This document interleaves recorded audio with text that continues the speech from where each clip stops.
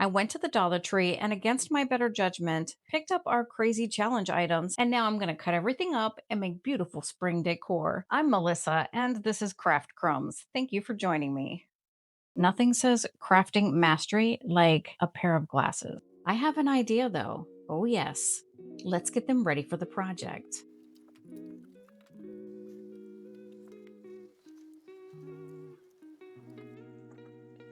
These are readers from the Dollar Tree, and I picked them carefully. I love the rainbow stripes on the arms of these glasses. It couldn't be more perfect. I chose a specific lens shape to bring my idea to life.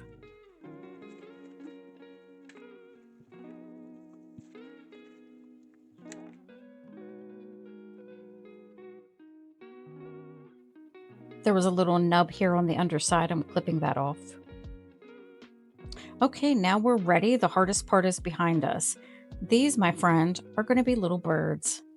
If you look at the shape of the lens and then look at the colors on the arms that we're using as a tail, I think it looks a little bit like a bird. The frames are a navy blue. I don't have navy blue in my stash. Big surprise, right? So I'm mixing a couple of different colors together. It was like a royal blue and black. And I'm going to cover the lens up with this color. I want the lens to be opaque and not have any brush strokes, so I'm using a sponge dabber to get the coverage I need.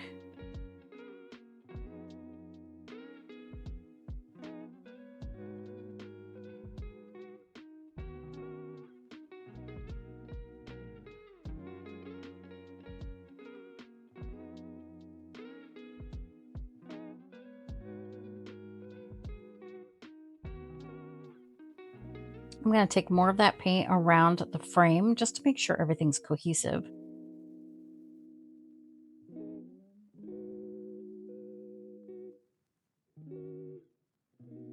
There were some pretty obvious white areas of the tail, so I'm going to cover those up as well.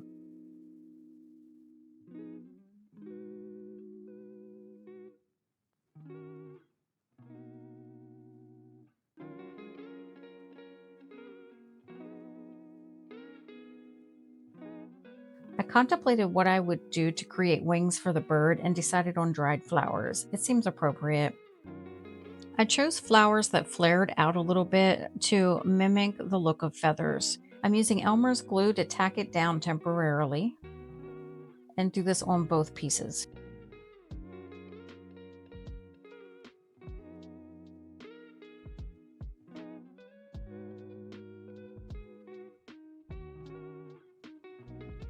Does that look like a wing?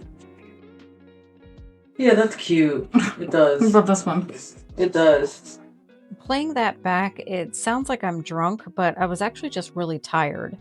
But now that I have confirmation from my daughter that these do indeed look like wings, I'm going to move on. I'm filling the lenses with dimensional Mod Podge. This acts a lot like resin without all of the mixing and fumes. I set it aside for about 12 hours to cure.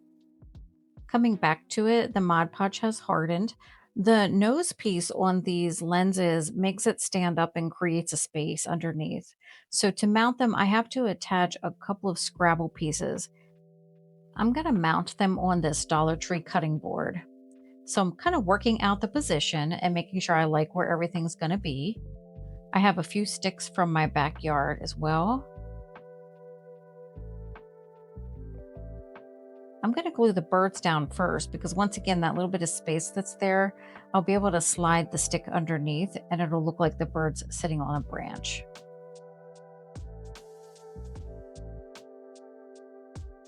I like this longer stick a lot better. This piece turns out so cute. Oh my goodness.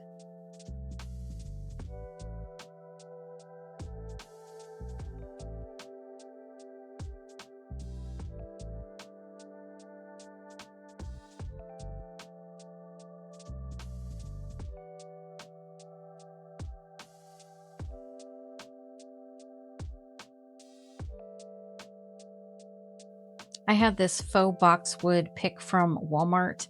I'm going to clip off a few pieces of the greenery to use as leaves on the branch.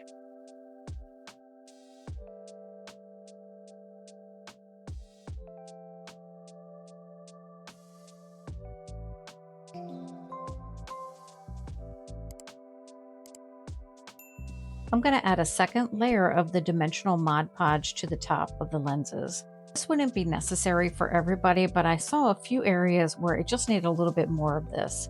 It took probably 6 or 8 hours for it to totally dry. And when I come back, the only thing left to do is add a stand. Here it is complete. If you love birds as much as I do, drop a bird emoji in the comments and tell me, what do you think about my use of the glasses challenge item? This video is part of the Just Our Imagination Challenge, hosted by Kathy Jo with Kathy Jo DIYs, Brenda with Rustic and Lace DIY, and this month's guest host is Julie with Small Farm Living. I usually torture myself the first few days deciding what I'm going to make, and then it comes to me. This is a great way to flex your creative muscle, and we're here to inspire you. You can find our host channels as well as the playlist linked below. Do you have one of these? I do. Let's craft with it. I removed 3 of the petals on this pinwheel and realized it's just too darn awkward. So I'm gonna remove this entire piece from the rod. All I did was pinch that little black nub with my pliers and it pulled right off. And now I'm just gonna use those same pliers to pull each individual petal off. Each pinwheel yields 6 of these petals. For right now, we're just using 2 of them. I'm going to use my wire cutters to clip off the metal pieces there at the top, and I'm just going to use a napkin to cover it so those pieces don't go flying. They still kind of went flying, but they didn't fly as far as they normally do. Normally they fly off into Neverland, but I have little paws around here, so I want to make sure to clean those up. I'm going to clip each side of the second piece, cutting that wire that frames it, and then just use my scissors to trim it off. Now I want to pull this piece of wire completely out. What we're left with at this point is a piece that's a little less than half the size of the first. I'm going to use some hot glue to tack down the edges. This is where we trimmed it and I cut through the thread, so we'll just tack that down and make sure it stays put. Removing the wire also removes the structure, so I'm going to take a piece of that wire, cut it down, and glue it to the top edge, adding back in some structure.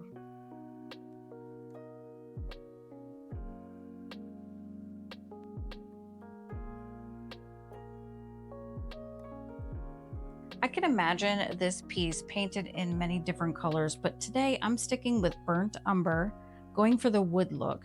You don't have to be perfect in the painting. It's okay to have paint strokes. You just want to be sure to cover up that shiny backing. So I gave it 2 coats, and now I'm going to go in with a little bit of white acrylic paint and dry brush over it.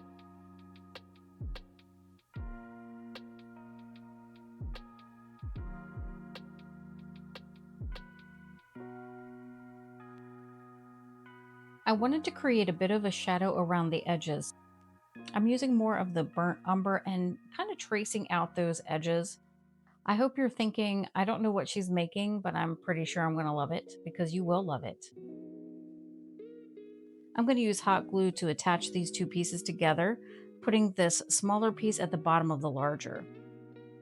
I mixed burnt umber and white together and put it on this plate to do the other 3, which you haven't seen yet. But I'm going to go over those lines just to mute them a little bit and make it look more like a shadow opposed to a line of demarcation. I'm going to dip in some white acrylic paint here and then offload a bit of it and dry brush over the entire piece once again, just to lighten it up. I thought it was a little too dark.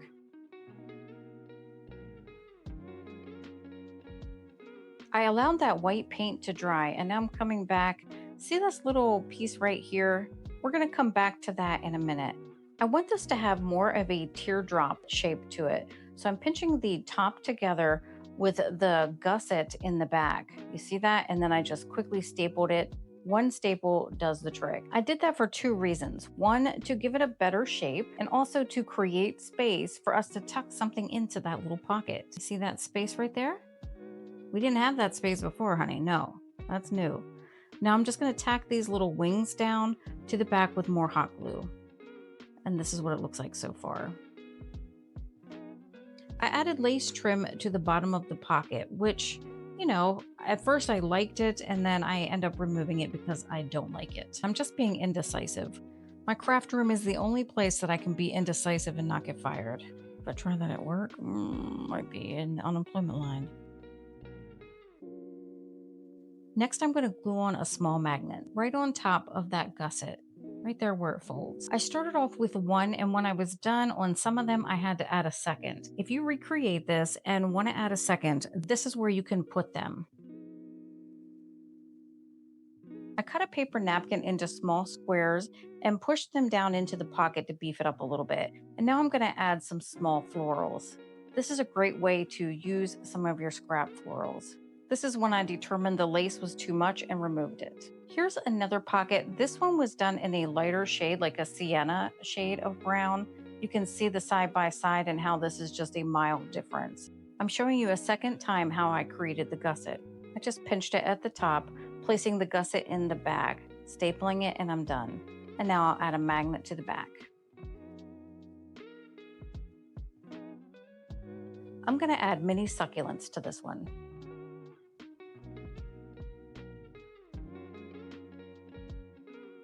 Here they are complete. A magnet is just one idea for how you can use these. Punch a hole at that top point, add an eyelet with some ribbon, and hang these anywhere. I think they're just precious, and I hope you agree. Let me know in the comments what you think about my use of the Pinwheel challenge item.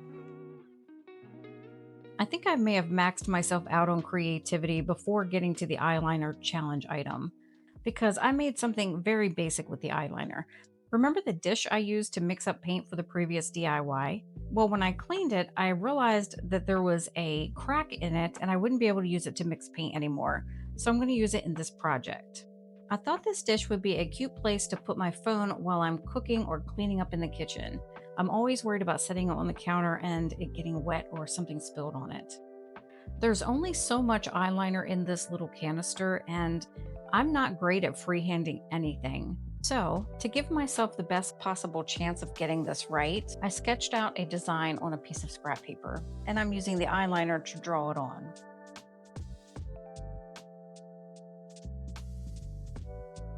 The eyeliner was amazingly easy to paint with. I did have to dip it into the canister many times, and the brush began to fray out a little bit as I went.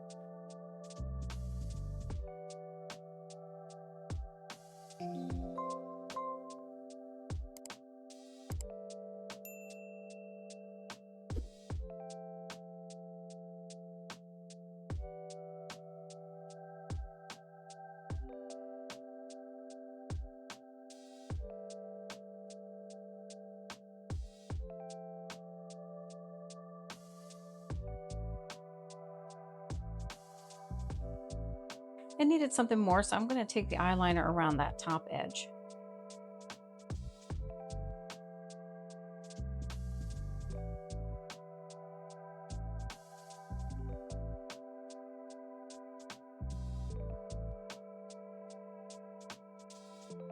There were a few areas where the lines looked like a fifth grader drew them, so I'm going to use this metal scoring tool and I graze it over the imperfections to smooth it out. It's acting sort of like an eraser and removing those rough edges, and I also use it to slim down the stem in some areas.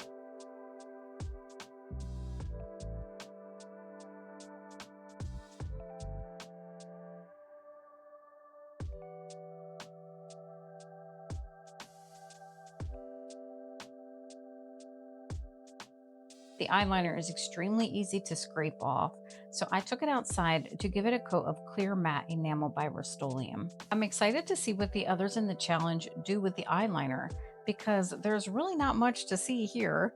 Here it is complete, sitting on the kitchen counter and ready to protect my phone from all of the kitchen elements. Let me know in the comments what you think about my use for the eyeliner challenge item. Here's a look back at what we created today. We made this from the Pinwheel, this from the eyeglasses, and this with eyeliner. I have to know, do you feel inspired? And do you have a favorite? Thank you so much for staying until the end. You are the best part of this channel. Until next time, my friend, don't forget to craft what you love.